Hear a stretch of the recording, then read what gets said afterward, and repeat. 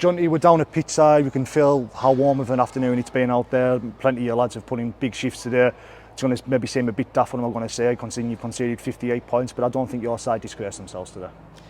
No, obviously we didn't go great in the first half. We didn't keep the ball as much as was needed against a team like this, but they had a big strong side right through, and then they fetched that bench on of it was Pele, Franklin Pele and Doro and Harvey Macon come on. They've got Silt off the bench, and just when you think that the middles are tight and you're maybe going to get something out of them, if they just fetch that on, and it just drains you. And you got Tifu and Knockingball carrying well, and Tom Holmes is good at the back. He gets over the ground well, and he just sets a platform for Samet and Lily, doesn't it? And you've got to go. You've got to be up with 90% at least when in your yardage sets. And at one point, 30 minutes in, we were about 40% in yardage, which it's just they were going full length when we turned the ball over on their line, Jordan. So when you go on 2 and 3 sets on your own line, repeats and back to ones, and because everything just snowballs when you get tired. And this eating the amount of defending we're doing and the ball we coughed up, it's obvious that it's going to drain you, and that's when they got you. They're just some of the tries they were just falling over because our lads are out on the feet because they've done that much defending. But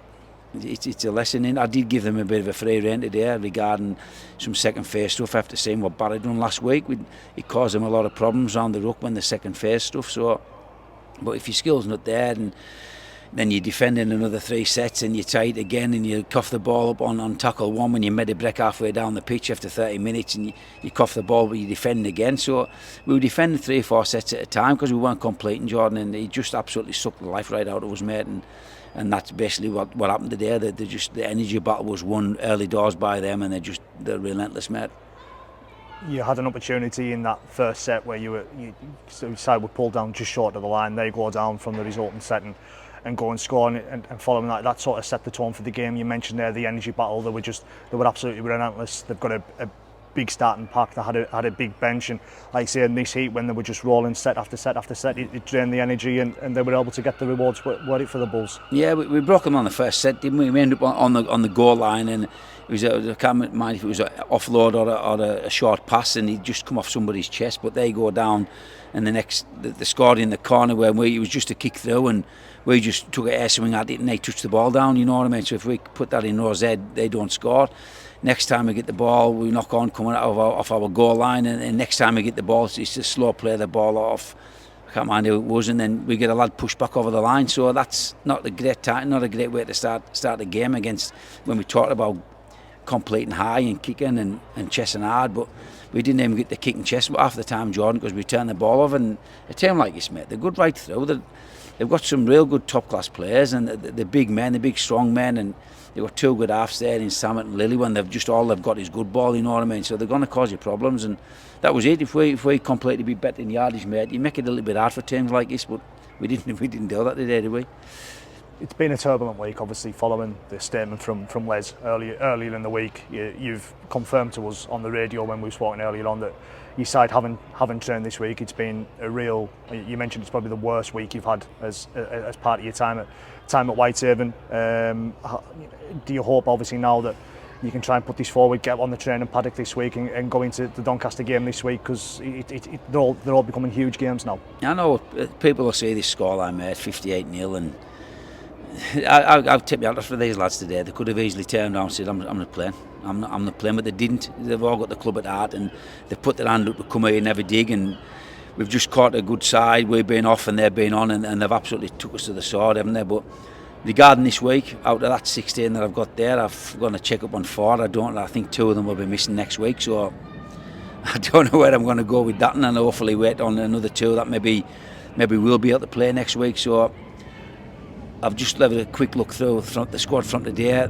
Out of today's game, there'll be 7 lads available for Tuesday night for training. So they were canned Tuesday and just trained Thursday or what. I don't know. We'll have to have a crack on the bus on the way back. But it's not ideal when we're leading up to a home game, and we want some good support at home. With what's going on money wise, we need to see the supporters through the gates. But this type of, they're going to see they score, and are they going to come and watch your side like they think we've been like today? And It's tough, mate. We're just going to have to go day to day to see whether we can train or whether we leave it, and how we prepare for Doncaster. Hopefully it'll be better than how we've prepared for this and today. But like I said, I take my hat off for these lads. The easy thing to do, Jordan, would have been stop at home.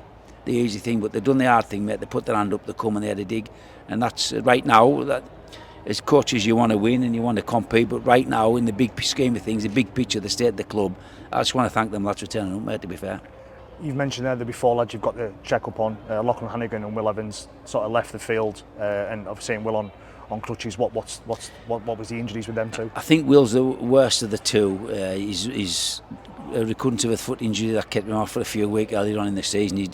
He got tackled, his body turned and his foot didn't, so he's done a recur of that. So I can't see Will being fit for next week. I really can't. Maybe Lockie, possibly. He should have come off well before he did, but that's a testament to Lockie. He stopped on, and as rugby players do, they try and get through it, don't, but we had to take him off. So I'm not sure. We'll have to wait and see what the crack is there. And obviously, apparently Rio's, I've just found out, is maybe have to go for the X-ray. Could have broken his hand.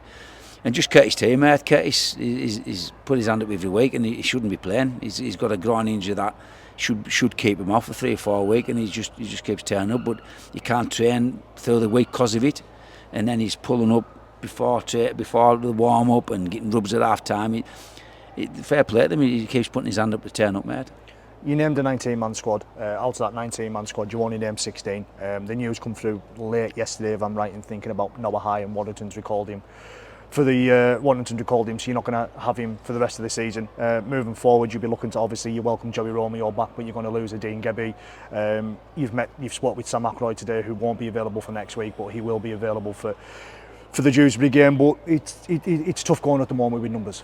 Yeah, it is. Like you say, that 16 we've got there, that's other than Joey coming back in and Sam Ackroyd for the Dewsbury game, Conor Alder maybe, possibly for the Dewsbury game, maybe the week after, but other than that, that's it.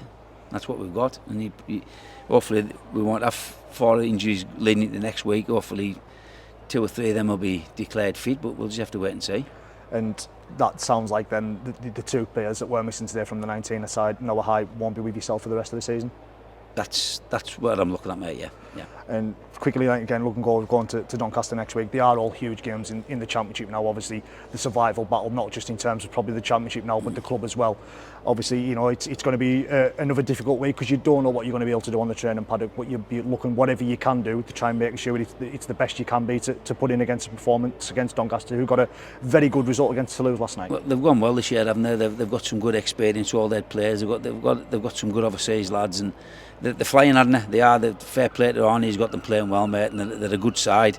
And they showed that when we played them down there. They come back and they got a draw against us down there. But what this week looks like, mate, I haven't a clue regarding prep for this week. Like I say, I maybe only have 7, possibly 8 available for Tuesday night, so that could go in the bin. And then hopefully Thursday we'll get a bit of a run together, because there's 3 lads that haven't trained with us yet who's playing. I met Callum at 1:45 today for the first time, and I thought he went pretty well.